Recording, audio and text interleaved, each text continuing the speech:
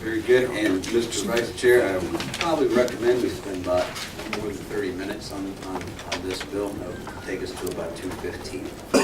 Thank you, Mr. Chairman. For the record, is Senator Scott Rupp representing St. Charles County in the 2nd Senatorial District. It is my honor to bring before you SB617 that deals with reservation of rights on insurance policies and determination of claims. You guys can read the summary. The summary is about as confusing as possibly you can get. So I'm going to try to break this down. We'll have several witnesses, several pros, several cons. We'll try to explain how this clause in your insurance contracts is used in the real world. Basically right now, do I have a policy? And I need to be defended on a claim. The insurance company will come and they will say, okay, Scott, we are going to defend you against this claim, but we want to defend you under a thing called reservation of right, which means if later on it comes out that I had lied or the policy doesn't cover it or I had intentionally done something, that they have the right to then say, well, we're no longer defending you because your policy doesn't cover that.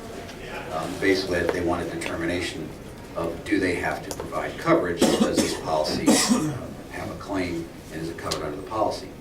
Well, as a policyholder, I could say, no, I don't want to accept that reservation of right letter. I don't want to accept that. I don't want you to do that. So then I can go out and I can hire an attorney and we can pursue defense. Then later on, I can then turn around and I could then sue the insurance company for bad faith for not defending me.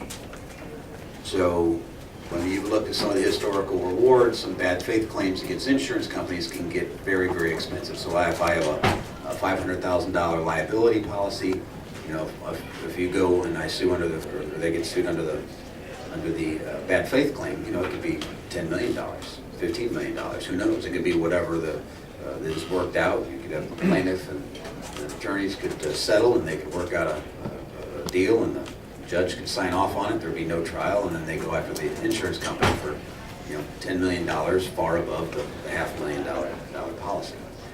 So every other state, I think, except for New Mexico and Missouri, does not allow that.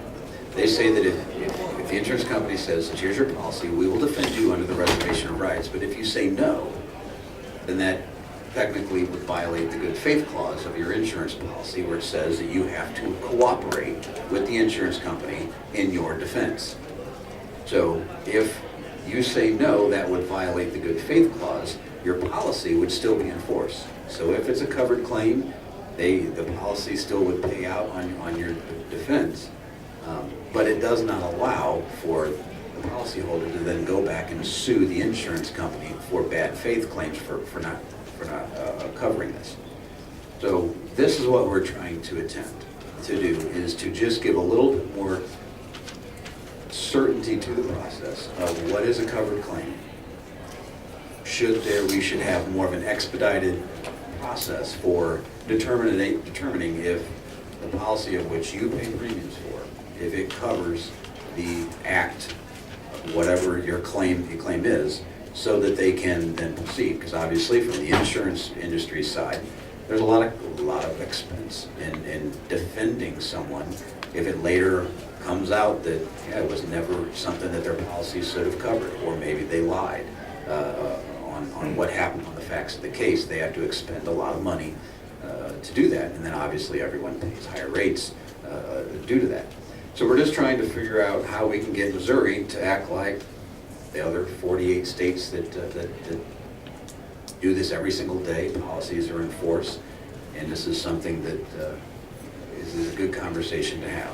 It's very technical. It's very interesting when you get into it. You'll have witnesses that'll speak to both sides of it. But that's what we're attempting to try to do here, is to get a little bit more expedited process to find out, is the policy that I have, is whatever action happened, is it a coverable action? Does the insurance company need to provide me a defense so that we can then make adjustments and move on quicker past that? I will end my comments there. We have several witnesses that would like to probably answer more technical questions. Let's turn it over to you, Mr. Chair. Thank you for your testimony. somebody maybe maybe they'll answer this or however you want to do it. But so I kind of just understand too. If I was a business owner, for whatever reason, I hired this insurance company and they're representing me, and all of a sudden they find out that they're in the case, and all of a sudden they found out that well, what you said, I lied about a event. Once they find that out, according to now, they would be able to say, okay, we're not going to spend any more money because we know you violated the contract, which you had that says you weren't supposed to do that.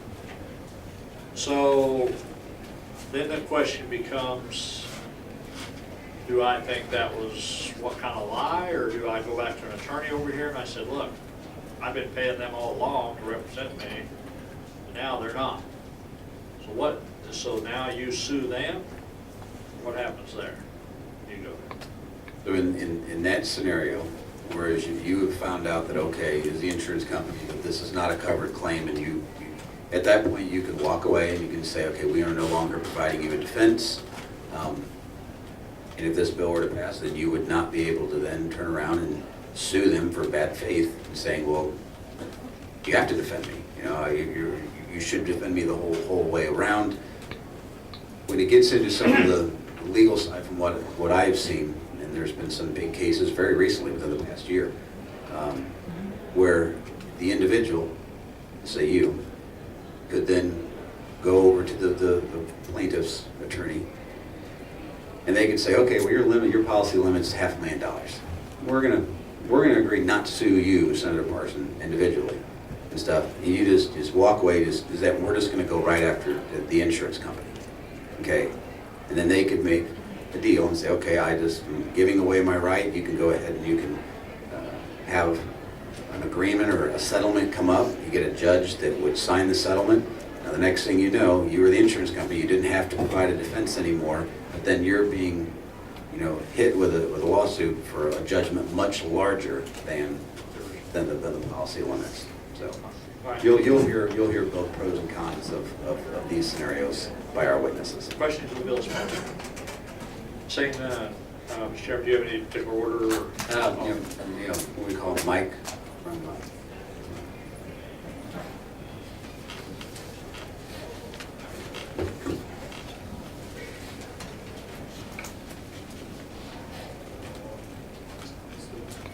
Yep, that's fine. Make sure your microphone's on there. I think we're on here.